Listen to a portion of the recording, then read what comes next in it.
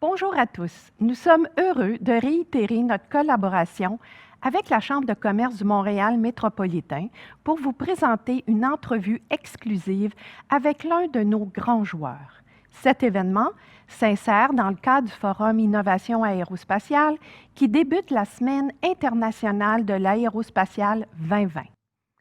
Cette année, nous avons fait le choix de mettre l'innovation verte au cœur de notre événement. Bombardier, l'un de nos champions et un joueur clé dans le développement de technologies vertes, a accueilli un nouveau président et chef de la direction plus tôt cette année. Nous sommes très fiers de pouvoir compter sur la vaste expérience de leur nouveau patron, Éric Martel, au sein de la grappe aérospatiale du Québec. Il nous semblait important de prendre aujourd'hui un moment pour regarder vers l'avenir et en apprendre davantage sur sa vision. Sans plus tarder, j'invite Michel Leblanc, président et chef de la direction de la Chambre de commerce, à débuter cette entrevue exclusive avec Éric Martel, président et chef de la direction de Bombardier. Bonne entrevue. Bonjour tout le monde. C'est avec une grande fierté que la Chambre, dans le cadre de cette semaine de l'aéronautique, tient aujourd'hui cet échange, cette conférence avec Éric Martel. C'est, on le sait, un secteur absolument essentiel. On le dit toute la journée, on va le répéter. Et du point de vue du ministère des Affaires de Montréal, on est extrêmement conscient de l'importance stratégique du secteur. Et Bombardier, dans ce secteur, est une entreprise phare. Comme Suzanne l'a dit plus tôt, c'est un événement où il y a énormément d'attention, il y a des gens de l'international. On va avoir un échange essentiellement en anglais pour s'assurer que tout le monde nous comprend. Et je reviendrai à la fin avec quelques mots en français. Eric Martel, we're very pleased to have you today at the Chamber of Commerce of Metropolitan Montreal. Clearly, Bombardier is a business that you understand, that you know. You were at Bombardier since 2002. Now, in 2015, you kind of decided that you would shift for a while, and you became CEO of Hydro Quebec. And then, while you were away, Bombardier shifted in many parts. The C-Series was sold to Airbus in 2017, but before that, there was the Q400 that was sold to Viking Air, and the CRG was sold to Mitsubishi in 2019, and the rail business was sold to Alstom in 2020. So as the pandemic started, you kind of chose to come back to Bombardier in April 2020. Interesting timing. And since then, you've been trying to rebuild, I'd say, shift again the focus of the Bombardier, now focused on business aircraft. So I'll let you explain your vision of the future and the current situation, and then we'll have a short exchange after that. So the floor is yours. Merci beaucoup, Michel. Et d'abord, un grand merci pour l'invitation et de me donner l'occasion et l'opportunité de parler de la trajectoire de Bombardier et de son repositionnement stratégique qu'on est en train d'exécuter présentement, qui s'est amorcé il y a quelques années. Comme tu le disais, j'ai passé plusieurs années avant ça chez Bombardier. J'ai eu un séjour extraordinaire aussi à Hydro-Québec. Je l'ai fait avec beaucoup, beaucoup de plaisir. Mais je suis content de revenir aussi à la maison et de prendre les rênes de l'organisation à un moment qui est extrêmement important et stratégique pour l'organisation. C'est un moment où on débute l'écriture d'un prochain chapitre de Bombardier. On sait qu'on a eu une historique quand même extraordinaire comme compagnie. Les dernières années ont été plus difficiles, mais je pense qu'on est en train de tourner la page sur ça, stabiliser l'organisation. Et d'ailleurs, on est toujours dans cette phase-là de stabilisation. Let me switch in English and greet the people from across Canada, the United States, and also different part of the world that are participating to this session with us today. So I want to welcome all of you and thank you for being here. So, Michel, it's been 9 months since I've returned to Bombardier. And to be fully transparent, I was not expecting my first 100 days to be what they were. I was announced actually on March 11, and on March 13, the government of Quebec here announced that, COVID-19 was starting, the school were being closed and everything. And I did not start yet. I was starting only on April 6th. So when I started on April 6th, We have 51 factories around the world, Bombardier. Most of them were closed, shut down. And we were working on how do we ramp up our capability, to be able to deliver either the train or the aircraft. So there was a lot of work. Of course, a lot of focus were on the health and safety of our employee and our customer, because we needed to reorganize completely our factory to be able to work safely, but also, with our customer, how do we deliver airplanes safely? How do we deliver trains safely?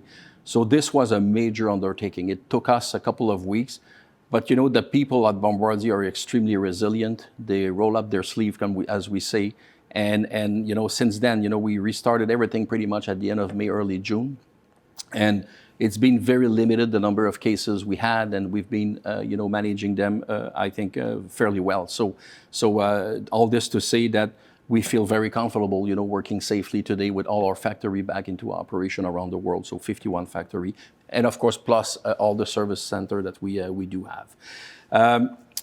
It was, of course, a lot of unpredictability. The industry forecasts in the business jet dropped by 30%, 35%, depending on which expert you're listening to. So we had to adjust our production rate in aerospace. Clearly, we were aiming to sell probably 140, 150 airplane this year. And then suddenly the crisis happened. A lot of customer, or a lot of unsold airplane will not sell. And then you've built that inventory, because one of the complexity in our business is you make the decision to build an airplane like 12, 18 months before. So the material is there, the supplier invoice are coming, and you're not going to sell all those airplanes. So this was a very challenging time for us, and our financial situation at the time was challenging already. So this just added, of course, over and above what we were already going through. That's why we did raise $1 billion US last summer to help us get through the crisis, to basically absorb the inventory, because the overall crisis on the train and on the business aircraft side did cost us about $2 billion US. So that was a major challenge for all of us. But today, I feel pretty good with where we are. And I'm just going to share with you, we had about 6 priorities that we, in the start of the crisis, that we did establish. First was, of course, manage through COVID, and we needed, and I alluded to a couple of things we've did here. Of course, drive predictability at transportation. Transportation was a major challenge in terms of operation, and we really came to a point right now where we are much more stable. So we've put a lot of, the outputs right now on the number of trains we're producing and delivering every week is there. Despite that, now it's not an operation challenge, it's more with the customer, because we have to realize that the rail industry right now, the ridership is close to none, around the world. So these people, our customer basically have no cash and they want to take the train, so the timing is wrong. So it makes it, I would say, more challenging, but it's happening. So far we've been able to do that. We've achieved also, an important milestone for us was the divestiture of some of the things. So yes, you're right, those divestiture were announced, but some of them were not completed. And you're in the middle of a crisis. As you know, a lot of M&A transactions have fallen, actually, so the transaction do not exist anymore, or they were discounted largely. So we basically work with everybody. So we were successful in completing the MHI transaction last June. So this was putting an end actually to us being involved in the commercial aircraft business. So we completed that transaction. Recently, we completed the transaction of selling our Belfast facility, to Spirit Aerospace. We've also now announced that we've signed an SPA, purchase agreement with Alstom to sell our rail division, because you realize that back into September, we only had an MOU, so this could have also disappeared. So today we have a firm deal. We've just announced that the transaction will be completed by the end of January. So we're pleased with that, and right now we've aligned to the new market condition. Our business jet franchise. We are making great effort right now also to grow the aftermarket, because today the aftermarket represents about 20% of our sales. And clearly, there's a huge opportunity. I'll cover that in a few minutes for us to grow that piece of the business that is very lucrative. So the Alstom transaction is a gigantic transaction. You know, it's an $8 billion transaction. Of course, La Caisse, as you know, is involved because they own a fair portion of Bombardier Transportation. And as we complete that transaction, this will give us $4 billion of proceeds US, enabling us to reimburse, you know, and putting us in a better place, you know, in terms of financial and debt ratio. So maybe let me say a couple of words also on also where are we in terms of business jet? Because a lot of people know Bombardier, we're train and planes, but now we're saying we're going to be focused on one market. If you look at where we stand in terms of market today, first of all, I think it's a number always help, you know, to clarify. We're going to have about 16,000 people worldwide.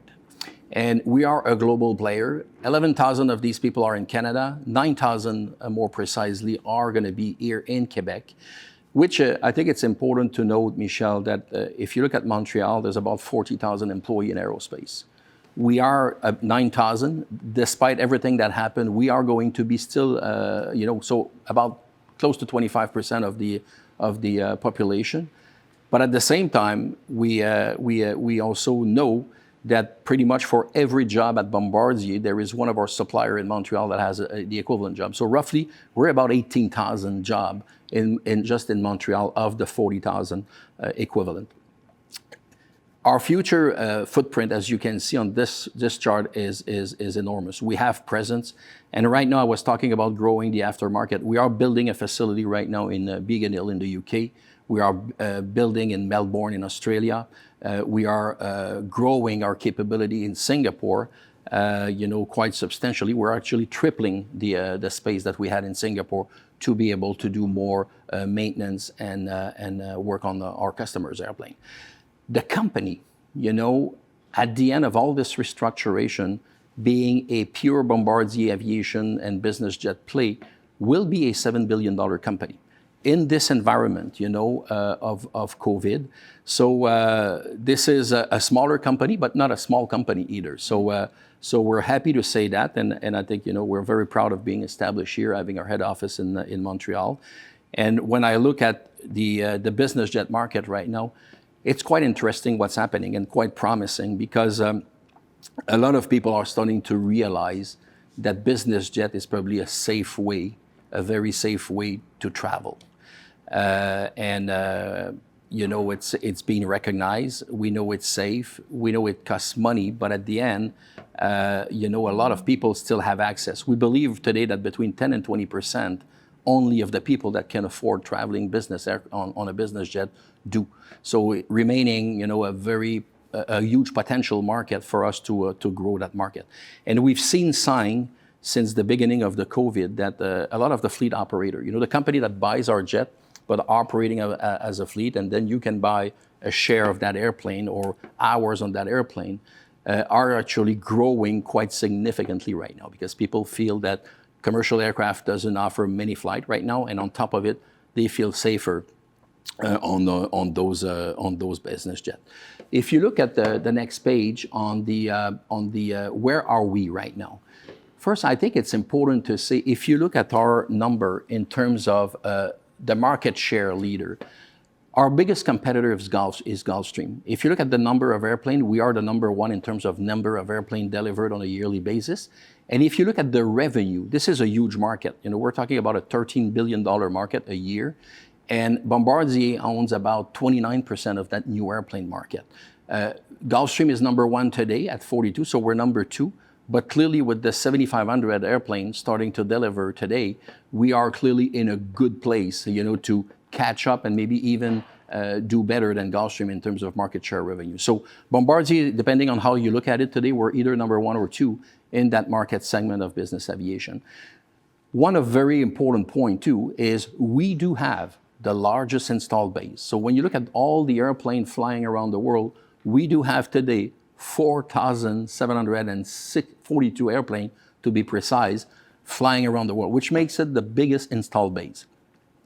which turn into a huge potential for us to do maintenance on all those airplanes. So you're close to 5,000 airplanes, and you say, okay, how many of those are we touching every year and turning a wrench on it? So, and we know that the maintenance business for us is a lucrative piece of our business.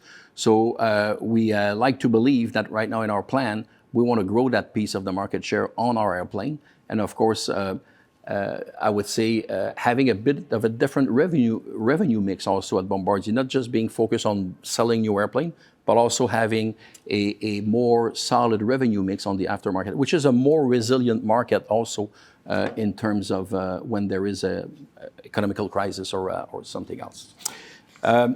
So strong presence basically, and a strong place to start. If you look at our product today, one of the things that I'm extremely proud, Michel, is we do engage into the next 5 years with an amazing portfolio, okay? So if I would be there today and say, oh, I need to reinvest in every one of these jets, that would be challenging and maybe unfeasible right now at this stage. We need to rebuild our balance sheet, but the good news is you look at the Global 7500. Today, this is the flagship, not just of Bombardier, but of the industry. This is the airplane, and we should be very proud of that. That airplane is built between Toronto and Montreal. This is the airplane that flies further than any other business jet, you know, at almost close to the highest speed that actually at the highest speed that we see in the business aircraft environment. We have an amazing, we just refreshed, put new engine, revisit all the cabin on all the global platform. The Challenger 350 as an example. You know, despite that we have 3 or 4 competitors, we are actually owning 57% of the market share in that market segment on the Challenger 350. So we are well positioned product-wise, and we foresee that in the next 5 years, we're going to be in a position to clearly, dominate with this product portfolio. If you go to the next page, also one of the very important piece in our business is also our commitment to innovation and sustainability. Maybe we won't develop a new platform right away. Eventually we will. But in the next 5 years, I think we'll focus ourselves on reducing the environmental footprint, clearly lowering the emission also, and having new technology. You realize that the business aircraft represent 0.04% of the emission. So it's not significant, but at the same time, we want to have a contribution as an industry. And one of the most promising thing is the sustainable alternative fuel. Actually, I'm happy to report that we have now it's all available on all our airplanes. So we can use this alternative fuel today on all Bombardier product. I would say the challenge today remains the availability of that product at the airport. So that's clearly something that the industry, not just Bombardier, but we're pushing towards that. Of course, health and safety has been a priority for us, especially this year with everything going on. And Bombardier has a strong place. Despite our situation in the last couple of years, we've been supporting the community where we do operate. We've been donating about $6 million to different nonprofit organizations on a yearly basis. So if we go to the next page, we have an optimistic future, and I'll take 2 seconds to explain this slide. When you look at the dark yellow bar, this is and you look at the bottom, this is the number of flights. Sorry, at the bottom, this is timing. So this is from this year, month of January to roughly September. And on the left side, you see the number of flight per type of industry. If you look at pre-COVID, which is middle of March, you see the number of airplane flying on a daily basis, roughly to be about, call it 16,000. And then, of course, during April, we went to the lowest possible, at 2,500. But the good news is, despite right now that there's a lot of border closed, we are pretty much at 85-90% recovered in terms of number of flight pre-COVID and post-COVID. So this is a very important slide. If you look at the light gray bar, which is the commercial aircraft, so the airline, it's a different picture. They've been going down. They started to recover, but they are about at 35, 40, call it 40% of where they were pre-COVID. So our industry did recover much faster. And today, as I said, despite the fact when borders started to reopen, after the vaccine, we believe that, we'll probably be in a position to even exceed probably what was pre-COVID numbers. So an interesting slide to capture. The idea here of a business being, maybe we like to believe that, there's been business that were winners of that pandemic, and that could be one of, our industry could be one of them. So in a nutshell, we have very resilient and proud people at Bombardier. We are developing the best product. I will say the best, not some of the best, but we believe that we develop the best product we have in this industry in the world. We are well positioned with our portfolio. We do have a market right now that we believe is going to, as a minimum, be back to where it used to be or potentially higher. We are growing our capability around the world, to take a presence on more maintenance. And clearly, we're going to be remaining a flagship of that industry over the course. So we're still being, as I said, a significant player in the aerospace industry here in Montreal. Between the direct and indirect, close to 50% of the job in Montreal in aerospace, and of course in Canada and also around the world. So we see the future extremely brightly. We believe we have a strong place, and we believe, yes, we're going to be still a sizable player, in any of the company that we have here in Montreal as a head office, and we're very proud of that. So. Thank you. Merci beaucoup. Merci. Merci d'avoir accepté de prendre quelques questions. First, let's go back to the global situation in your analysis. I like the charts where you had the orange lines showing that the market seems to be coming back for traffic in business jet. But let's look in the future. Some people will say, well, eventually we'll all go back to normal. The new normal might be what it was. Others will say people will be a bit afraid of using the commercial jets. Now, we've heard that after September 11 in the past, and then we saw people coming back. So in the future, because I noticed the charts were stopping at one point, what's your vision? Are we going to sell more of those Bombardier Global jets and others? What's your vision there? It's a very good question, Michel, and I believe that we will as an industry. Clearly, it's a different place. I think people, will accept better today to fly on a business jet. And I can tell you, when you've flown on a business jet, it's very difficult to go back to commercial. So I think more and more people right now, we have a lot of newcomer, either with us, buying new airplane, or also, as I said earlier, to the fleet operator. And we believe these people will do appreciate, traveling, with a business jet, of course, and that we're going to be able to retain also, maybe not all of them, but clearly a majority of them after, recovery. And maybe just a final element there. Where do you see your market? Is it geographically different than it was? Is it Asia? Is it Europe, America? How do you see the market evolving? It's interesting. This is a market that evolves very quickly. And the good thing is that we are very resilient, Bombardier, because we are well established and well capable to sell airplane anywhere. Okay, we can sell in Asia. We can sell in the Middle East. We can sell in Europe. We can sell in North America. Right now, I would say North America is the most active one. But, I've seen in the early 2000s, delivering 1 year, 70% of the airplane to North America and 30% the rest of the world. And 2 years later, it was completely flipped around, 70% around the world and 30% in the US. So sometimes, one economy is a bit more impacted by something than others. So clearly today, the good news is we are well established to sell airplane around the world. So able to diversify a little bit our sales portfolio. And as we look at Bombardier 10 years down the road, you said you have now first-of-class products. Yeah. Now, Bombardier in the past, one of the challenges was how do you innovate and how do you upgrade on all your planes at the same time?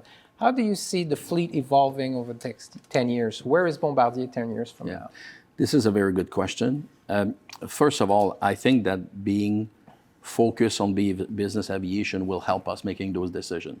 In the past, we had like different products. We were competing with Embraer at some point, potentially with Boeing and Airbus at some point, and then we had still, Gulfstream, Cessna, and Dassault also to take care of. So this was making our choice more difficult. Today, we are solely focused on one product segment. So this, as a start, will help us to focus and make sure we deploy our capital, at the right place at the right time. As I said earlier, the next 5 years probably will be more making sure that we keep the lead because our product have been refreshed. So it's about keeping the lead. I think in the next probably 5 to 10 years, we're going to definitely start entertaining discussion about maybe refreshing some of our product line. I'm thinking of the Challenger here as an example. The initial Challenger that's been around for almost 40 years, and it's still quite an airplane that people are buying because of the impeccable cabin that we do offer. So I guess I think it's going to be clearly a portion between 5 to 10 years where we're going to have to decide what we're doing. But there's also timing in that industry. Will there be, as an example, an engine available to do what we want to do? If there's no engine, then nobody's going to have an engine. So competition is going to be in the same ballpark. But understanding the new technology will be important. How do we reduce the environmental footprint? Also, what's our next product is going to be capable of doing in that regard? So will be of significant importance. We'll come back to the plane of the future, but let's touch base. Let's touch upon something that is on the mind of many Canadians, which is Bombardier over the years relied a lot on partnerships with governments. And in the past, it raised questions on whether Bombardier was robust enough. What's your vision of the Bombardier of the next few years and its relationship with governments? Yeah. I think the next 5 years, I'm not saying there will be none, but there will be minimal. I think as we don't have to invest in new product portfolio in the short term, we may need some support at some point for something, but I think it's going to be minimal. If we end up developing a new airplane, I think this is when partnership become important. Our industry today, we're pretty much by ourselves on most of it. A lot of our competitor today, if you talk to Gulfstream or Dassault, have a very strong military division, this is where they do develop their technology and paid by the military and then shift it to their product that they're competing with us. We don't have that, okay? So that's a reality. So a bit of a different environment for us being Canadian, but I think it's important that people are mindful of that. So to stay competitive, at some point, new technology is important to be supported. But I don't think in the short term, because we do have the new portfolio being established, will be a necessity. But one thing also, Michel, that is super important is, we believe that yes, we did receive some help. We talk very often about the C-Series, 1.3 billion and things like that. But if you just take to the government of Quebec as an example, our employee, and our company and everybody, they've paid in taxes and about $7.75 billion just to the government of Quebec, just because of what's been taken on their paycheck. So yes, we got 1.3, but at the same time, we paid our employee as a contribution of 7.5. So when you do the math, we believe that we have a strong contribution to this economy. And over and above that, pretty much everything we do is export. So 98, 99% of our product that are being produced here, for most of them, are being exported. So, and you know the importance of those dollars, because this is new money coming into the country as an export. So I think that we do play that role, Bombardier. We're a significant size company, with still 7.5 moving forward roughly of revenue, but most of it is export. And yes, maybe government support could be needed at some point, but clearly the contribution, I think, of our company to the level of government is significant also. And I think it's important to be said. I think you're raising a very fundamental point, which is whenever we help a sector, we can help a sector that's local in its impact, local in responding to a local demand. Whenever we export, as you mentioned, we are bringing in the economy foreign dollars, foreign euros, foreign yen, foreign yuan. And eventually it means that we enrich the system, that eventually those dollars have more impact. Now, that being said, probably for the average Canadian Quebecers, this is not sufficient to raise pride And one thing that Bombardier had in the past was pride. People were proud of that company. It was us. Absolutely. How do you rebuild that pride? I need to rebuild that pride inside Bombardier first. And I think, I've been very vocal internally since I'm back about our value, about our culture, our entrepreneurial culture, and not be afraid of taking risks sometimes, calculated risk, of course. But I think at the same time, our financial performance needs to be much more predictable than it's been.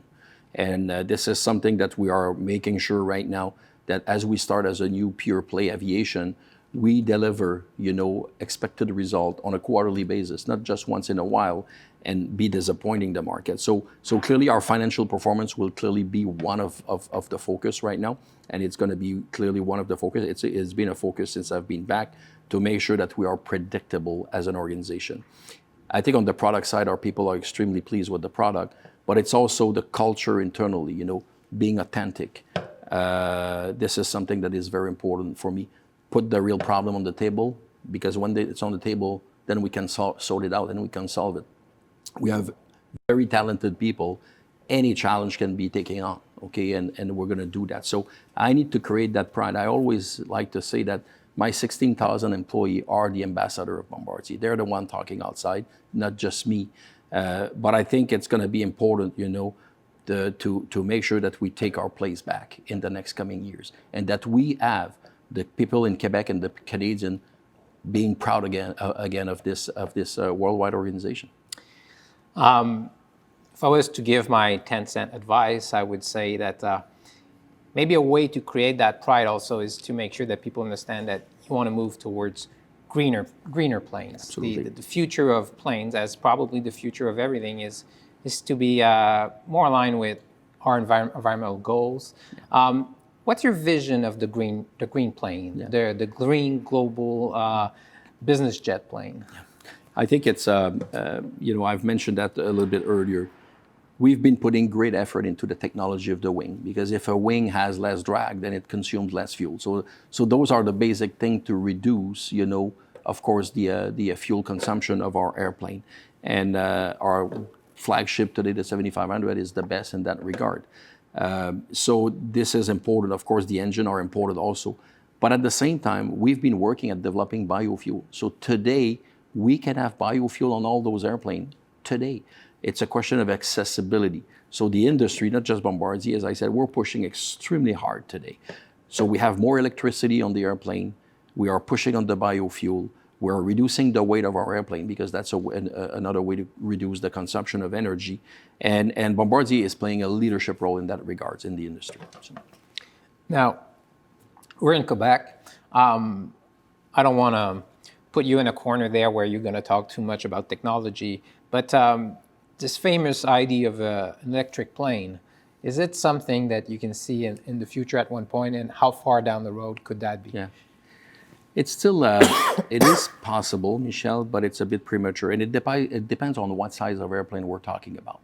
If you're talking about an airplane that will leave Montreal and land into Paris, we're years away and decades away to be able to do that. That's a reality. Because taking off an airplane, with batteries or solar system, an engine needs a lot of power to be able to do that. But if you're talking about a smaller airplane that can fly from downtown and go on the South Shore, I think we're just a couple of years away of that being possible, and being able to certify an airplane, because it's important, that Transport Canada, the FAA, feel comfortable about the safety of those products also. So I believe it's possible, but it's not going to be a sizable airplane. The one that we are doing today, that's going to be a long time. By the time that the technology is there, I don't know if you and I will be around still, but it can take decades because of the engine technology, basically. So just in conclusion, because I think that's one of the demand of the population, which is, can we get to more greener product, greener equipment? You say the business jet is likely to be lighter, to use a different type of fuel, eventually perhaps to have more electricity kind of equipment on board. Absolutely. But at the end of the day, it's still not going to be electric, but it's going to have a much better improved impact on the environment. Much smaller footprint, for sure. Yeah. For sure. Environmental footprint will be definitely much better than it would. And I'm talking about noise also. I'm talking about all these elements. So we have a lot of our engineers today that are focused at making sure that our product are getting better and better in that regards. Well, thank you for this exchange. I might say that people might not be aware, but whenever we look at a business that's pivoting, that's changing its business model, there's something there exciting because it tells us that there is robustness, there is sustainability in the company. And we'll be looking forward to see how it evolves. The pandemic we've seen today in Quebec, right today, probably at this right moment, there's the first vaccine, COVID-19 vaccine that's been given. So we're moving in that direction, and we hope Bombardier, as things evolve, will be taking all the share of the markets for the international business jet market. Thank you. Merci, Michel. Thank you for the interview. Appreciate it. Thanks. Merci.